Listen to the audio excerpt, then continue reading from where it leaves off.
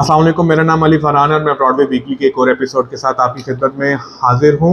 आज की सबसे पहली न्यूज़ हमारी रिंग रोड के SL3 के बारे में है, जिसको साउदर्न लूप 3 कहते हैं। लाहौर रिंग रोड का SL3 मनसूबा जो है उसके लिए फाइनली हुकूमत पंजाब ने टेंडर जारी कर दिए हैं। अब जो डिफरेंट कंस्ट्रक्शन कंपनीज हैं उसके लिए टेंडर इशू करेंगी और उसके बाद इसकी कंस्ट्रक्शन का काम तेज हो जाएगा। ये SL3 जो है बेसिकली अड्डा प्लॉट पे, जहां पर इस वक्त लाहौर की रिंग रोड खत्म हो जाती है, अड्डा प्लॉट इंटरचेंज से ये दोबारा से ये शुरू होगा। इसके बाद ये बहरिया टाउन में दाखिल होगा। बहरिया टाउन से ये मुल्तान रोड को फ्लाईओवर के जरिए पास ओवर करेगा और उसके बाद पार्क व्यू सिटी लाहौर के पीछे से होता हुआ रिवर रावी के बैंक के साथ होते हुए ठोकर नियाज बेग तक कनेक्ट करेगा। ठोकर नियाज बेग पे जहां पर जाकर ये खत्म होगा, उस जगह पर पंजाब का सबसे बड़ा जो आप कह सकते हैं जो इंटरचेंज है वो बनाया जाएगा। तो आप समझ लीजिए कि एक तरह से मोटरवे का गेटवे जो है ये वाला इंटरचेंज होने वाला है। उसकी वजह से आप इसकी वजह से आने वाली जो पार्क व्यू सिटी के अंदर इंप्रूवमेंट है उसको भी अच्छी तरह से समझ सकते हैं कि एक तो हमेशा के लिए दरियाए रावी के साथ एक पक्का बंद बन जाएगा इस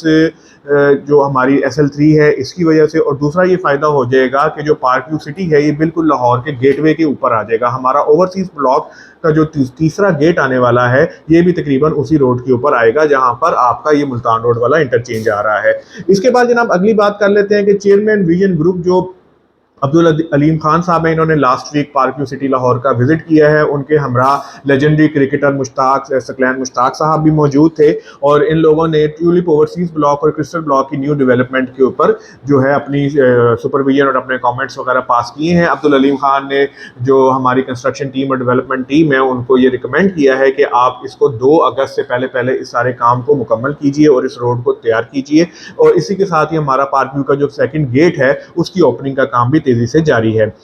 जो गेट नंबर 2 है उसके करीब ट्यूलिप ओवरसीज और क्रिस्टल ब्लॉक के अंदर नए प्लॉट्स लॉन्च कर दिए गए हैं। नई डील के मुताबिक जो आपका 5 मरले का प्लॉट है उसका रेट 65 लाख है, चाहे आप ट्यूलिप ओवरसीज में लें चाहे आप क्रिस्टल ब्लॉक में लें। 65 लाख के अंदर आपको एक प्लॉट मिलेगा, 50% डाउन पेमेंट है और बाकी 50% आपने अगले 2 महीनों में अदा करना है।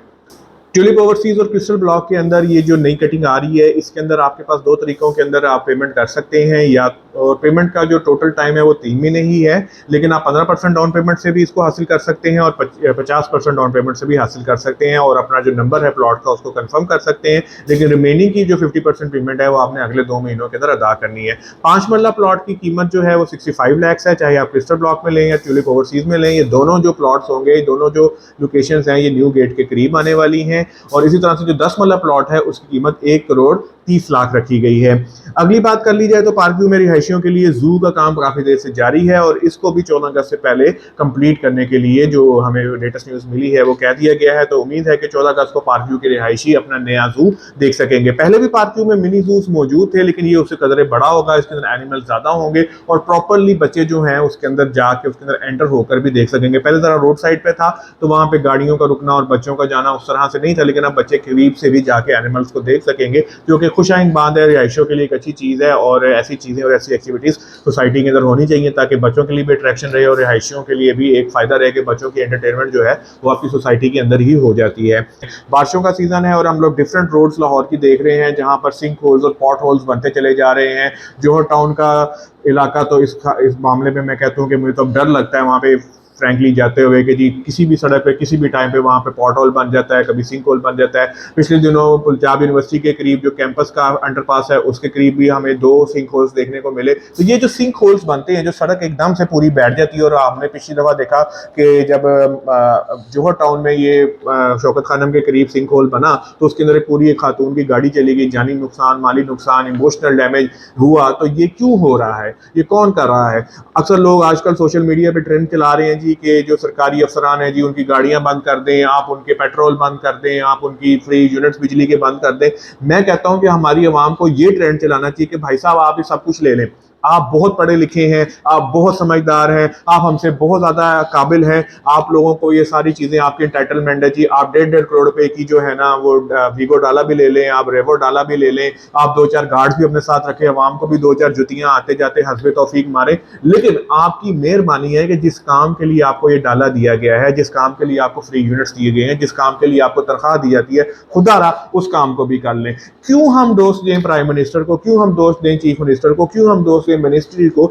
जो रेलिवेंट इदारे हैं जिनका काम है इन रोड्स को बनाना, इन सीवरेज पाइपलाइंस को बनाना, इनकी मेंटेनेंस करना, इनकी कंस्ट्रक्शन करवाना, वो क्या कर रहे होते हैं? वो कैसे बिल पास कर देते हैं? वो कैसे इन चीजों को पास आउट कर देते हैं? कौन था वो जिसने ये तमाम गटर बनाए? कौन थी वो कंपनी? कौन था वो एक्सीएन? कौन था वो आपका डायरेक्टर? कौन था वो आपका चीफ इंजीनियर? वो पढ़ा लिखा बंदा जिसने इन तमाम चीजों को ओके किया और आज ये लोगों के लिए वबाले जान बने हुए हैं कि किसी भी सड़क के ऊपर कभी भी आप जो है जाएंगे, बारिश हो रही होगी तो आपके पैरों तले से जमीन ही निकल जाएगी, आपके पैरों तले सड़क ही निकल जाएगी, आपकी पूरी गाड़ी उसके अंदर चली जाएगी। जिसकी गाड़ी गई उसका कौन जिम्मेदार है? तो मेरी आवाम से ये अपील होगी कि आप बजाय इसके कि इस किस्म के ट्रेंड्स चलाएं कि जी इनकी गाड़ियां ले लें, इनके फ्री यूनिट्स ले लें, इनकी तनख्वाहें मराद कम कर दें, जनाब इनको सब कुछ दे दें, थोड़ा सा और दे दें, लेकिन इनको कम अज कम ये जरूर कह दें कि जो आपके काम है वो जरूर कर लीजिए। इसके साथ ही आज की वीकली का टाइम खत्म हुआ, मुझे इजाजत दीजिए, अल्लाह हाफिज।